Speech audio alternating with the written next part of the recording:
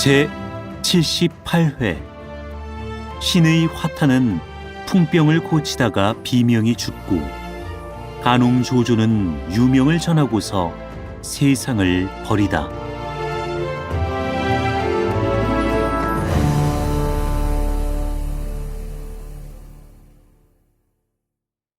한중왕은 관공 부자가 살해되었다는 말을 듣고 울며 땅에 쓰러져 정신을 잃었는데 문무백관이 급히 구호해서 한참 만에야 겨우 깨어났다. 내전으로 부축해 들어가자 공명이 말한다. 왕상께서는 과도히 애통해하지 마십시오. 예로부터 이르기를 죽고 사는 것이 명에 달렸다고 하옵니다. 관공이 평일에 성질이 강하고 자긍심이 높았던 까닭에 오늘날 이러한 화를 당한 것이오니 왕상께서는 부디 옥체를 보중하셔서 천천히 원수갚기를 도모하시지요. 하고 권했으나 현덕은 말을 듣지 않았다. 내가 관우와 창비 두 아우와 더불어 도원에서 결의할 때 생사를 같이 하기로 맹세했소. 이제 운장이 먼저 죽었는데 내 어찌 홀로 부귀를 누릴 수 있겠소? 라고 하는데 그 말이 채 끝나기 전에 문득 관응이 통곡하며 들어온다. 현덕은 그만 또 슬픔이 북받쳐 올라 외마디 소리를 지르고는 땅에 혼절해버렸다. 여러 관원이 구호에 다시 깨어났으나 하루에 이처럼 울다가 기절하기를 4-5번이나 하며 사흘 동안 물 한 모금 마시지 않고 통곡만 하니 눈물이 옷깃을 적셔서 얼룩진 자리마다 피 흔적이었다. 공명이 여러 관원과 같이 제삼간하자 현덕이 말했다. 나는 맹세코 동호와 같은 하늘 아래 살지 않겠소. 근자의 들음에 동호가 관공의 수급을 조조에게 갖다 바쳤더니 조조가 왕후의 예로 장사를 지냈다고 합니다. 무슨 뜻에서 그리했을까? 이는 동호에서 화를 조조에게 옮기려 한 것인데 조조가 그 꾀를 꿰뚫고 관공의 장사를 후히 지내서 왕상으로 하여금 동호를 원망하게 하려는 것입니다. 내 곧 군사를 거느리고 가서 동호의 죄를 물어 한을 풀겠소. 그것은 옳지 않으십니다. 지금 오는 우리로 하여금 위를 치게 하려 하고 위도 또한 우리로 하여금 오를 치게 하려 하며 저마다 간특한 계책을 품고서 틈을 엿보는 것이니 왕상께서는 아직 군사를 동하지 마시고 우선 관공을 위에 발상하시며 오와 위가 불화하기를 기다리셔서 그 허한 틈을 타치는 것이 옳을 줄로 압니다. 여러 관원도 또한 제3권에서 현덕은 그제야 식사를 하고 영지를 전해서 천중의 모든 장병들로 하여금 다 상복을 입게 하는데 한중왕 자기가 몸소 남문 밖에 나가 초운제를 지내고 종일 통곡했다. 한편 조조는 낙양에서 관공을 장사 지낸 뒤로 밤마다 눈만 감으면 관공이 보이는 통에 마음에 심히 놀랍고 두려워 여러 관원에게 물으니 그들이 아뢰었다. 낙양 행궁의 전각들이 오래되어 요기의 재앙이 많사오니 새로이 궁전을 이룩하심이 옳을 듯 하나이다. 네, 새로 궁전을 짓고 이름을 건시전이라 하고 싶으나 훌륭한 장인이 없는 것이 아니로구나. 가후가 있다가 말했다. 낙양의 소월이라는 자보다 재주 있는 장인은 없을 것입니다. 조조는 그를 불러다가 새로 지을 궁전의 도분을 그리게 했다. 소월이 낭하와 곁채 그리고 누각을 갖춘 9칸 대전을 그려서 조조에게 바쳤다. 도면이 내 마음에 든다마는 다만 들보로 쓸 제목이 있을 것 같지 않구나. 도면을 보고 조조가 말하니 소월이 아뢰었다. 성박 30리 되는 곳에 이름을 양룡담이라 하는 못이 있고 그 앞에 양룡사라 하는 사당이 하나 있사온데 그 사당 바로 옆에 큰 배나무 한 그루가 있어 높이가 10여 장이나 되오니 좋게 건시전 들보가 될 수 있으리라 생각하옵니다. 조조는 크게 기뻐하며 장인들을 보내서 배워오게 했다. 그러나 이튿날 장인들이 돌아와서 그 나무가 톱으로 켜려 해도 톱날이 걸리지 않고 도끼로 찍어도 날이 들어가지 않아서 베어낼 방법이 없다고 고한다. 조조는 믿기지 않아서 친히 수백 기를 거느리고 양룡사로가 말에서 내려 그 나무를 쳐다보니 마치 일산을 펴놓은 것처럼 넓게 펴져 있고 위로 하늘과 구름에 닿을 듯 솟아있는데 도무지 굽은 마디 하나 없었다. 조조가 어서 배라고 명하는데 마을 늙은이 3-4명이 나와서 이 나무로 말씀드리자면 이미 수백 년이 된 것이고 신인이 그 위에 살고 있다고 하는 터이니 배셔서는 아니 될 듯하나이다 하고 간한다. 조조는 대로하며 말했다. 내 평생 천하를 횡행하기 40여 년에 위로는 천재로부터 아래는 서인에 이르기까지 나를 두려워하지 않는 사람이 없는데 어떤 요망한 귀신이기에 감히 내 뜻을 어기느냐. 말을 마치자 차고 있던 칼을 빼 손수 그 나무를 치니 쨍하고 쇳소리가 나며 그로부터 피가 뻗쳐 조조의 전신에 뿌려진다. 조조는 깜짝 놀라 칼을 내던지고 말에 올라 궁전으로 돌아와 버렸다. 그날 밤 이경이다. 조조가 누워서 자려고 하나 마음이 불안해서 궁전 안에 앉아 있다가 서한을 의지해서 잠깐 잠이 들었는데 호련 한 사람이 머리를 풀고 칼을 들고 몸에 검은 옷을 입고 면전에 와서 조조를 가리키며 호령한다. 나는 바로 배나무 신령이다. 네가 건시전을 지으려는 것이 곧 황제의 자리를 빼앗으려는 생각에서일 테지. 그래서 내 신무까지 배려들었으나 나는 내 명이 이미 다한 것을 아는 까닭에 특히 너를 죽이러 온 길이다.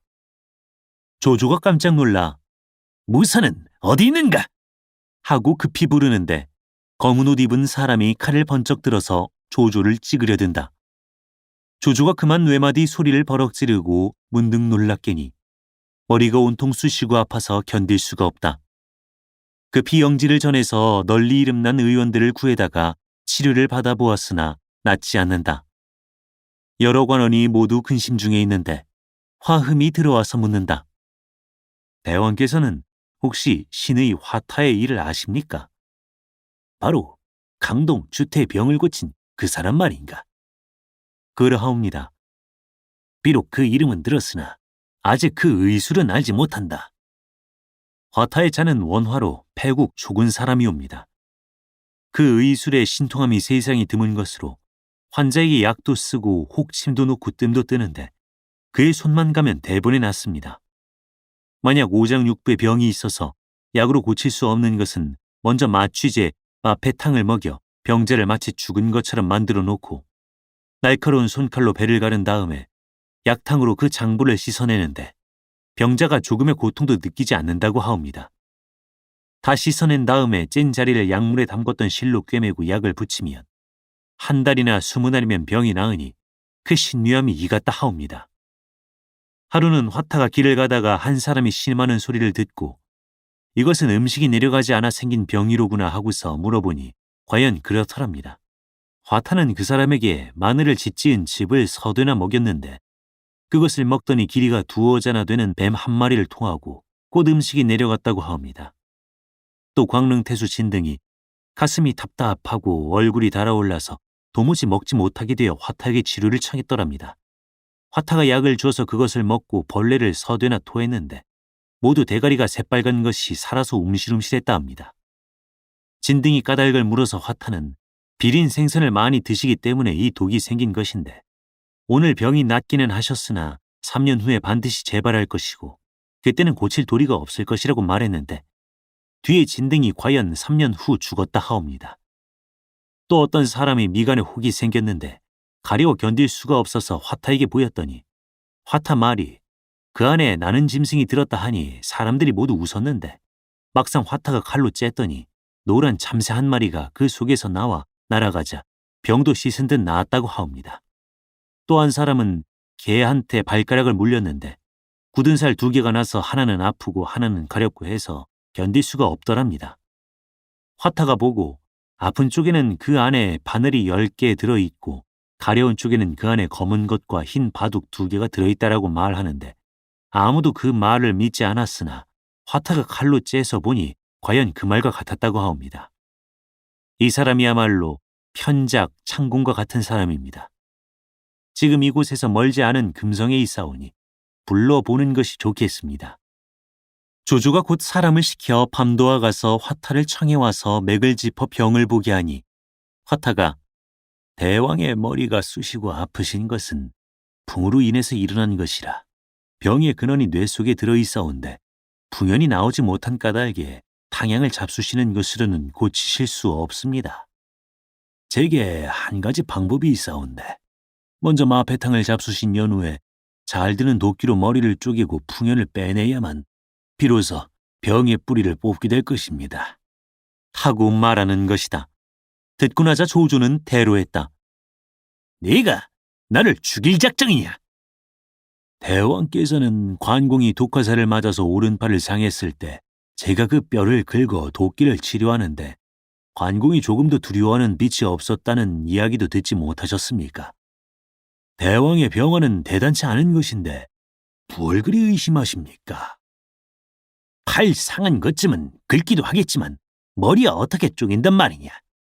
그대가 필시 관공과 정의가 두터운 까닭에 이 기회를 타서 관공의 원수를 갚으려는 것이로구나. 조조는 더욱 노하여 좌우를 불러서 그를 잡아다 옥에 가두고 고문하게 했다. 이것을 보고 가후가 그러한 양이는 세상에 짝을 구하기 힘드니 죽이지 마옵소서 하고 간했다. 이놈이 나의 생명을 해치려 하니 바로 길평과 다를 것이 없다. 조조는 가후를 꾸짖고 화타를 단단히 잡돌이에서 실토를 받아내라고 영을 내렸다. 화타가 갇혀있는 옥에 한 옥졸이 있었으니 성은 오라. 사람들이 모두 그를 오압옥이라 부르는 터인데 이 사람이 매일 주식을 마련해 화타를 극진히 보살폈다. 화타는 그 은혜에 감격해서 그에게 말했다. 내가 이제 죽게 되었는데 청랑설을 아직 세상에 전하지 못한 것이 아니오. 내 공의 후의에 감격하나 갚을 길이 없음에 편지를 한 장 써드릴 것이니 공은 사람을 내 집으로 보내 편지를 전하고 청랑설을 받아오게 하시오. 내 그것을 공에게 드리겠으니 공은 부디 내 의수를 물려받으시오. 제가 만약 그 책을 얻으면 이런 감옥장인 노릇을 그만두고 천하의 병자들을 치료해주며 선생님의 덕을 전하겠습니다. 하고 오화복이 크게 기뻐하자 화타는 즉시 편지를 써서 오화복에게 주었다. 오화복이 곧바로 금성으로 가서 화타의 아내에게서 청랑설을 받아 옥으로 돌아와 화타에게 보이니 화타는 그 책을 처음부터 끝까지 한 번 쭉 훑어보고 나서 오화복에게 내어주었다. 오화복은 그 책을 받아 집으로 돌아가서 소중히 간직해 두었다. 그로부터 열흘쯤 지나 화타는 끝내 옥중에서 죽고 말았다. 오화복은 관을 사서 장사를 지내준 다음에 청랑설을 가지고 공부해보겠다는 생각에서 구실을 내어 감옥장이를 그만두고 집으로 돌아왔다. 그런데 집에 와보니 아내가 그 책을 불새르고 있는 중이다. 오화복은 소스라치게 놀라 와락 달려들어 불 속에서 책을 끄집어냈으나 이미 다 타서 못 쓰게 되고 겨우 한두 장이 남았을 뿐이다. 오화복이 노에서 그 아내를 다그쳤다. 당신이 설사 의수를 배워서 화타만큼 고명해진다 하더라도 끝내는 옥에서 죽게 될 것이니 그것을 해서 무엇에 쓴단 말이오. 아내가 하는 말을 듣고 오화복은 길게 탄식했다. 이로 인해 청랑선은 세상에 전해지지 않고 소위 전해진 것은 돼지나 닭 따위를 거세하는 법 같은 하찮은 것인데 이는 바로 불에 타다 남은 한두 장 속에 실려있던 것이다. 후세 사람이 탄식해서 지은 시가 있다.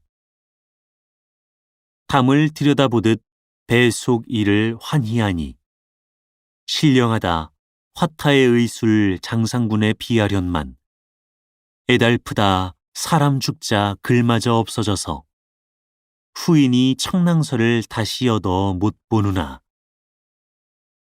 조조가 화타를 죽인 후 병세는 더욱 악화되고 또 오와 촉의 일이 근심하며 걱정하고 있었는데 근신이 문득 아래되 동호에서 사자가 글을 가지고 왔다 한다. 조조가 글을 가져오라 하여 펴보니 글은 다음과 같다.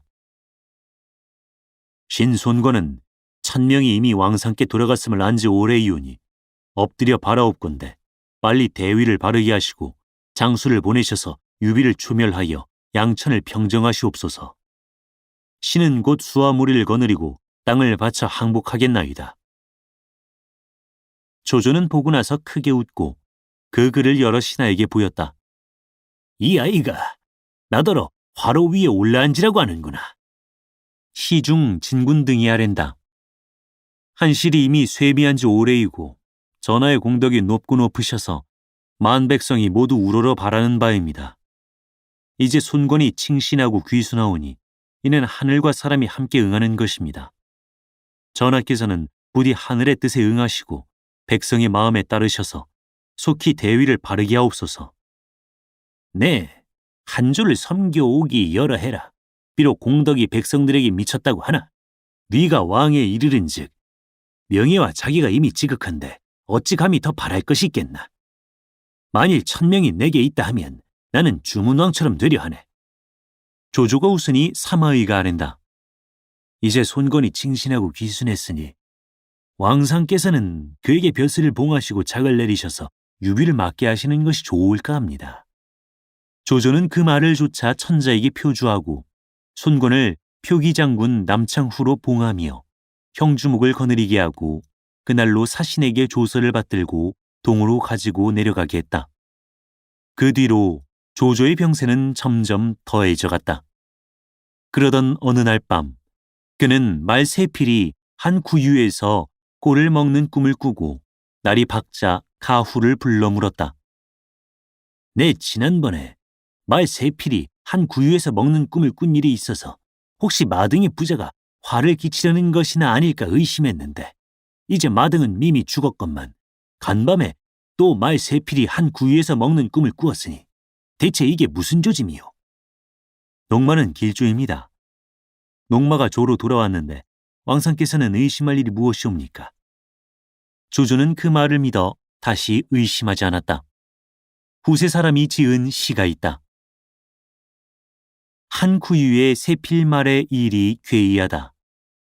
이때 이미 진의 뿌리가 내렸던가. 간웅 조화만이 꾀가 비상하다 해도 조반 가운데 사마사를 제어찌 알아볼 수냐. 그날 밤에 조조가 침실에 누웠는데 삼경이 되자 머리가 어지럽고 눈앞이 캄캄해졌다. 일어나서 서원을 의지하고 엎드려 있으려니까 문득 전각 안에서 비단을 찢는 것 같은 소리가 들려온다. 조조가 놀라서 보니 복황후와 동귀인 그리고 두 황자와 보관 동승 등 20여 명의 사람이 피투성이가 되어 구름 속에 서 있는데 가냘픈 목소리로 목숨을 돌려달라고 하며 하소연하는 소리가 들리는 것이다. 조조가 급히 칼을 빼어 허공을 내치는 그 순간 벼락 소리가 나며 전각 서남편 한 모서리가 허물어졌다. 조조는 놀라 땅에 쓰러졌다. 근시의 구호를 받아 별궁으로 자리를 옮기고 병을 조리하는데 이튿날 밤에도 들으니 전각 밖에서 남녀의 우는 소리가 끊이지 않는다. 날이 밝자 조조는 신하들을 불러 물었다. 내가 병마 속에서 30여 년이나 지내왔으나 일찍이 괴이한 일을 믿지 않았는데 오늘은 어찌하여 이러는가? 여러 신하가 아랜다. 대왕께서는 부디 도사에게 명하시어 초제를 지내보시지요. 성인께서 이르시기를 하늘에 죄를 지면 빌 곳이 없다라고 하셨소. 내 1000명이 이미 다 했는데 무슨 수로 구하겠소? 조조는 한숨 지으며 초제 지낼 것을 허락하지 않았다. 이튿날 숨이 막히고 골이 아프고 눈이 전혀 보이지 않았다. 조조는 이를 의논하려고 급히 하우돈을 불렀다. 하후돈이 국문 앞에 이르러 보니 문득 검은 구름이 자욱한 가운데 복황후와 동귀인 두 황자와 보관 동승의 무리가 서 있다. 하후돈은 깜짝 놀라 정신을 잃고 쓰러졌는데 좌우가 곧 부축해서 데려갔지만 그대로 병을 얻고 말았다. 조조가 조홍, 진군, 가후, 사마이 등을 머리맡에 불러서 후사를 당부하는데 조홍 등이 머리를 조아리며 아랜다. 대왕께서는 옥체를 보중하시옵소서. 머지않아 반드시 깨끗하게 나으실 것입니다. 그러나 조조는 말했다. 내가 천하를 종행하기 30여 년에 영웅을 다 멸했으나 오직 강동의 손권과 서촉의 유비를 초변하지 못했다. 내 다시 경들과 서로 이야기하지 못하겠기에 특히 집안일을 부탁하는 바이다. 내 장자 조왕은 유씨 소생인데 불행히 젊은 나이에 완성해서 죽었고 변씨가 사형제를 낳았으니 비와 창과 식과 웅이다. 내가 평생에 사랑한 바가 셋째 아이식이나 사람됨이 허황해서 성실한 품이 적고 또 술을 좋아하여 언행이 방종한 까닭에 세우지 않았고 둘째 아이 조창은 용명은 하나 꾀가 없으며 넷째 아이 조웅은 병이 많아서 보존하기 어려운데 오직 큰아이 조비가 독실하고 인정이 두텁고 공손하며 조심성이 있으니 가히 내 업을 이을 만하다. 경들은 부디 조비를 잘 보좌해 주기를 바라노라. 조홍등이 울며 명을 받고 밖으로 나가자 조조는 근시더러 평소 간직해 두었던 명향을 여러 시첩에게 나누어 주게 하고 다시 그들에게 당부했다. 나 죽은 뒤에 너희들은 모름지기 바느질을 부지런히 하며 실로 짠 신발 사리를 많이 만들어 팔아서 먹고 살도록 하라. 또 여러 첩에게 명하여 동작대 안에 있으면서 매일 제를 지내되 반드시 여기들을 시켜서 풍류를 치게 하며 상식을 놀리라고 이르고 또 창덕부 강무성 밖에 거짓 무덤인 의총 72개를 만들어 놓아 후세 사람이 내가 묻힌 곳을 알지 못하게 하라고 하니 이는 남이 제 무덤을 파낼까 두려워했기 때문이다. 조조는 유언을 마치자 한 번 길게 탄식하며 눈물을 비우듯 흘리더니 조금 후 숨이 끊어지고 말았다. 향년 66으로 때는 건한 25년 춘정월이었다. 후세 사람이 업중과 한 편을 지어 조조를 탄식했으니 다음과 같다. 업은 업성이요 물은 장수로다. 이인이 있어 이곳에서 일어나다. 웅이한 그 도략의 그 시와 그 문장 그 부자 그 형제의 다시 군신이라. 영웅의 흉증이 속인과는 다르거니 출몰 진퇴가 범인과 같을 소냐. 공수와 죄꾀가 두 사람이 아니요 유치와 유방이 본래가 한 몸이라. 신령한 그의 문장 패기도 놀라우니 제 어찌 구차하게 무리 속에 들어가랴.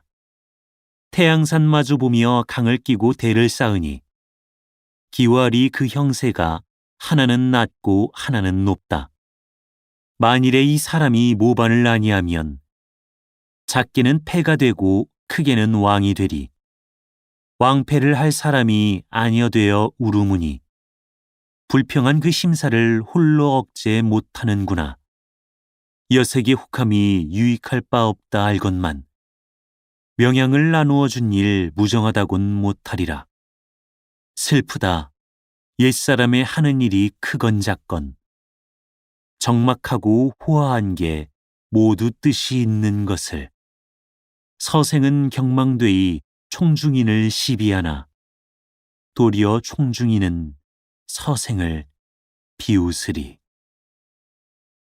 조조가 죽자 문무백관이 모두 발상하고 한편 사람을 보내 세자인 조비와 언능 후 조창과 임지 후 조식과 소회 후 조웅에게 각각 부음을 알렸다.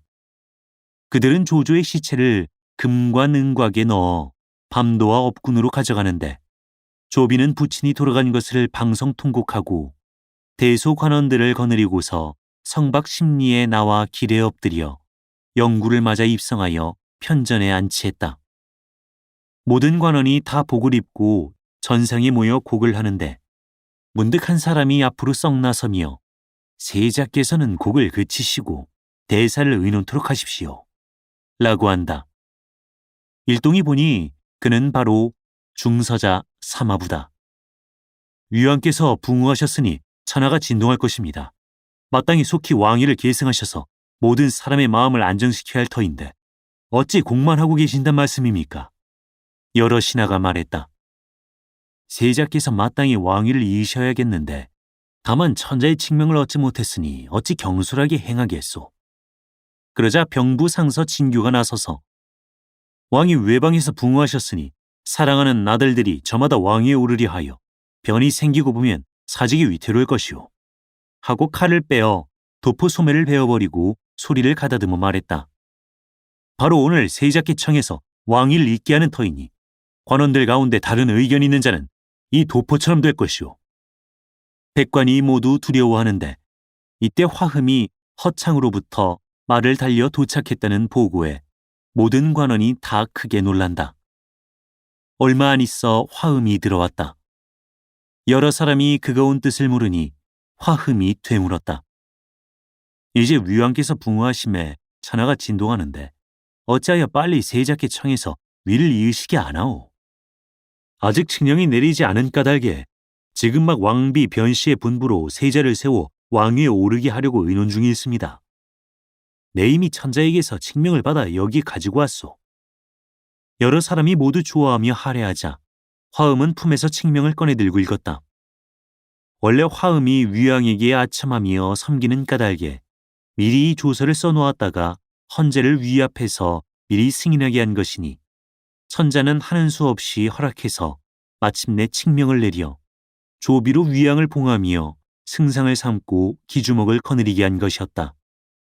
조비는 그날로 왕위에 올라 대소관원들의 조화를 받고 연석을 배설하여 경하하는데 호련 고하는 말이 언능 후 조창이 장안으로부터 10만 대군을 거느리고 들어온다고 한다.